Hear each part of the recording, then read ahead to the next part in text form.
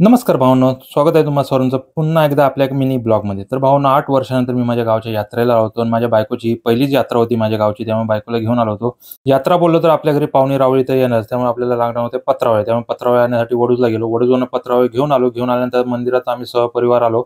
मंदिराच्या आवारामध्ये सुंदर अशी मोठी रांगोळी काढली होती. आतमध्ये गेलो तर मस्तपैकी मंदिराला आणि शिखराला सुंदर अशी लाइटिंग केली होती आणि आता तुम्ही जो पॅसेज बघताय जो रिकामी आहे तो रात्री 12 वाजता पूर्ण फटाकड्याचा बारिशच होणार. फटाकड्याचा नुसता पाऊसच पाऊस असतो. आतमध्ये गेलो. आतमध्ये गेल्यानंतर महादेवाचं पहिल्यांदा दर्शन घेतलं. महादेवाचं दर्शन घेऊन आम्ही बाहेर आलो. दीपमाळेवर दिवे न ठेवता त्याला पण लाइटिंग गुंडाळली होती. आता महादेवाचं दर्शन घेऊन झाल्यानंतर आम्ही बाहेर आलो तर शिवानी पण देवाचं दर्शन घेत होती. आता जो पॅसेज तुम्ही रिकामी बघत होता तो रिकामी रात्री 12 वाजता तुम्ही नुसता फटाकड्याचा पाऊस असणार. रात्री 12 वाजता मंदिरात आलो तर मंदिरात कोण हातात घेऊन फटाकड्या फोडतंय, कोण रॉकेट हाताने सोडतंय, तर कोण हातात फटाकड्याची माळ घेऊन फिरवतंय. अख्खा धुडगूस नुसता फटाकड्याचाच असतो. जेवढे दिवाळीत फटाकडे वाजवले नसतील ना, तेवढे यात्रेला एकाच दिवसात लाखो रुपयाचे फटाकडे वाजवले जातात.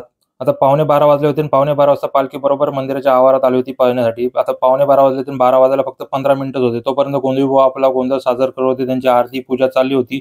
आता जसजशी पालखी पळणार त्याच्या पायांमध्ये सर्वांचे फटाकडे वाजतच असतात. मंदिरामधली पालखी पळून झाल्यानंतर दुसऱ्या दिवशी माझ्या गावामध्ये दहीहंडी असते. जर तुम्हाला माझ्या दहीहंडीचे व्हिडिओ बघायचे असतील तर माझ्या पेजला नक्की फॉलो करा.